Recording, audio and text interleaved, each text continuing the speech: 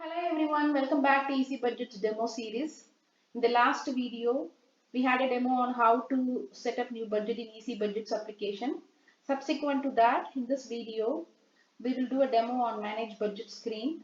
This is where you will be budgeting your items, tracking the amount spent on these items, and the remaining amount available to be spent on these items. But before diving deep, uh, I wanted to give a little, I wanted to give a small recap on what we did during the budget creation process. So in the budget creation process, we navigated to the budget wizard using this create new budget menu, where we gave name to the new budget, enter the description of the budget, choose the currency and date format for the budget, and choose the budget type, whether you're going to do the budget for the home expenses or for your businesses or for some other purpose. The next step, we added and associated budget accounts to the budget. This is where you will be pulling the money for your budget expenses. The next item, the next step, we set up category and subcategory of items where you're going to spend your money. So that's what we did in the budget creation process. Now let's get into this manage budget screen.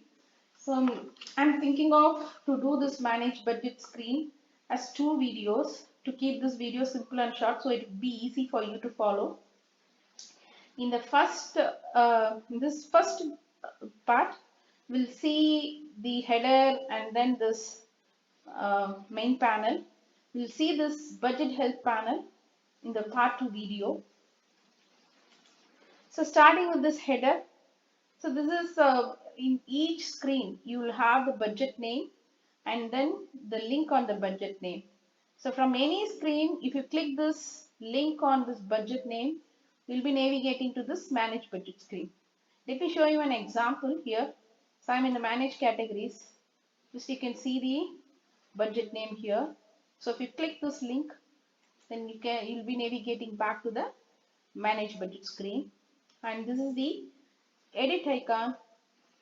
You can edit the budget details. So you can edit just the description and you can delete the budget, but you won't be able to update or change your budget name or the currency or date format. If you need to do that, then you have to create a new budget and select the currency and date format that you wanted to have. And this is the change budget icon. If you just have one budget, you won't be having this change budget icon. But if you have more than one budget, then you'll be having this change budget icon. I just created one more budget here just to show you this feature. So I'm in budget 2021. I just wanted to navigate here. If you click this, you can see all the budgets created and listed in manage budget. So you can choose them from this drop down menu to navigate to that project. So I'm here in the Pega project. It is just a skeleton. I haven't done anything on this. I just wanted to go back to the budget 2021. So I'm back. And this is the information icon. This will give some more information about this budget, such as the description and then the date when the budget is created and what is the budget type and some information, additional information about the budget type.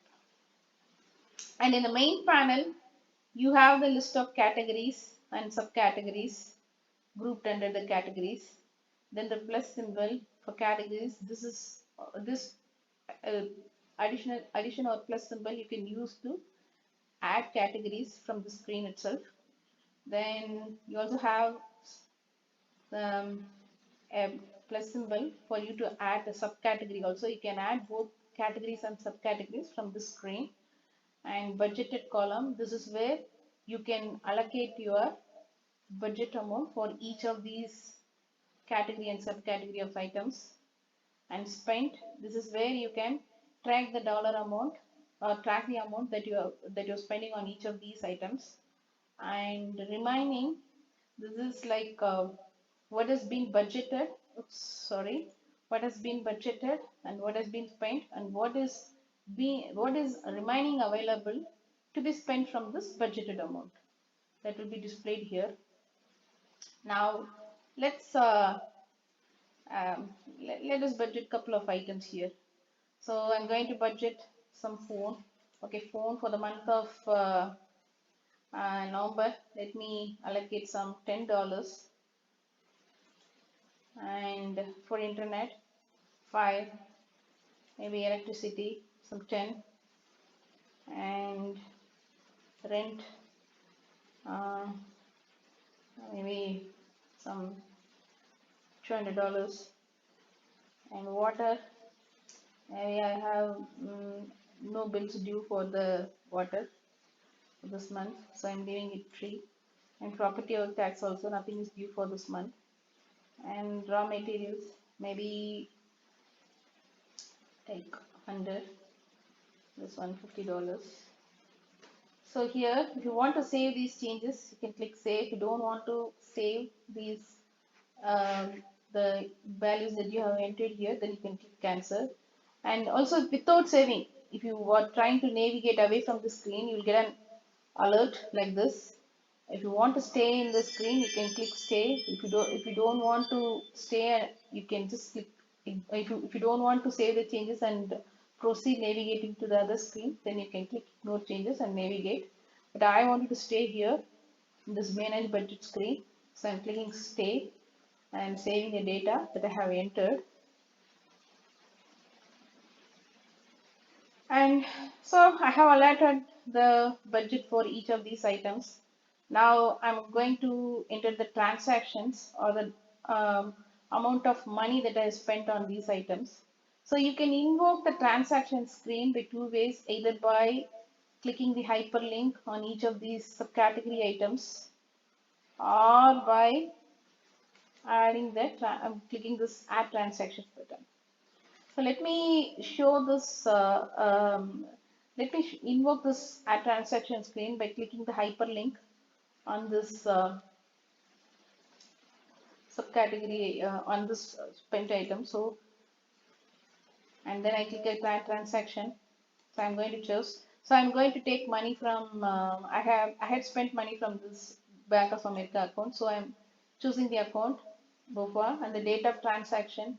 Probably I paid it on somewhere on on 18th of November. So I'm choosing the date 18th, but the default date will be today's date.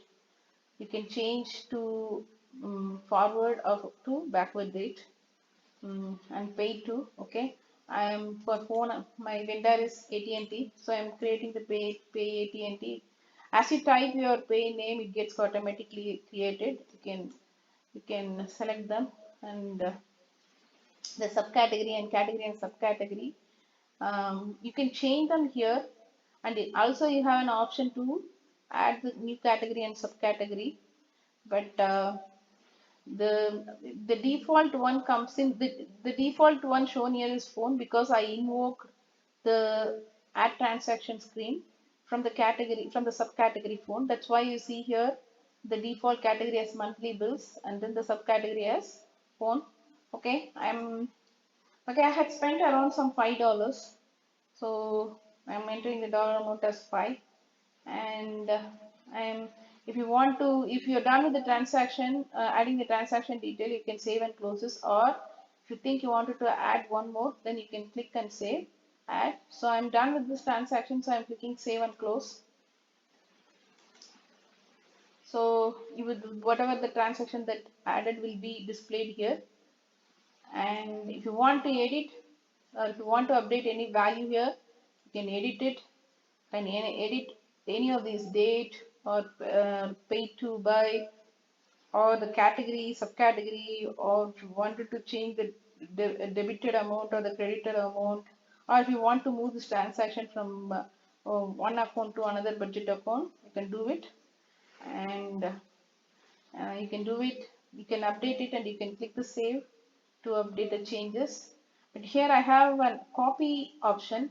So I wanted to copy this transaction because I paid in maybe in 2 installments. So I'm just copying this transaction. So whenever you copy a transaction, the transaction will be copied to the today's date, but you can edit the date later on if you want to. So I'm clicking it, clicking the save. You can see the new copy transaction for today's date. If you want to edit or change the date, you can definitely do that. So maybe I will put it on 15th just to show you. So, I have here, so you can see here now. Okay, I budgeted $10 and I had spent $10, so remaining is 0. Okay, let me show one more. Let me show you one more transaction by invoking this add transaction screen. This time let me choose the Chase. Okay, I made it a transaction on 19th and paid. Maybe I'm adding this transaction for the rent. So maybe I will put this as homeowner, as the person to whom I have, as the person to whom I am paying. So homeowner, and the rent and I'll choose a category and subcategory. So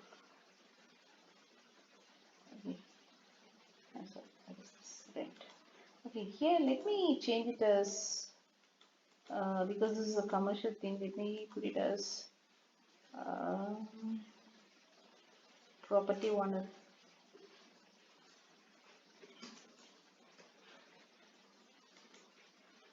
Okay, so I am paying a rent of $50. So I'm just putting $50 here. So I'm done with this transaction. So I'm saving and closing it. You can see that you had spent a rent of $200. Sorry, you had allotted an um, $200, but you have spent $50. So what is remaining available is $150. You have still $150 left out from the budgeted amount which you can spend on this item. So that's how you can you can budget your or allocate your money on these category of category and subcategory items, and you can also add transactions on the dollar amount spent or on credited on these items that will be reflected here, and this one will be a running balance of these items. And so let me also show you like how to add the category and subcategory. Since this is a construction business, I'm thinking of adding something like, okay, let me add some labor, okay, category, okay, and you can add a subcategory here, maybe supervisor, and you can budget their expenses too. So supervisor, I'm just putting $100. That is what I'm going to pay him this month. So this is how, and you have to save your budget screen. So click save, and you can view, and this gives a breakup here. This one gives a breakup of budgeted, spent, and remaining amount for each of the subcategory items. You can just collapse these category items and see just for the categories. Like you can see the budgeted amount for the categories as a whole, spent amount for the categories as a whole, and remaining amount for the categories as a whole. So with this, we can conclude this part 1 video. In the part 2 video, we will see the significance of this help panel. And thank you for watching this video. If you like this video, please subscribe and like. And if you have any questions, please feel free to post your questions in the comment section of this video. Thank you again.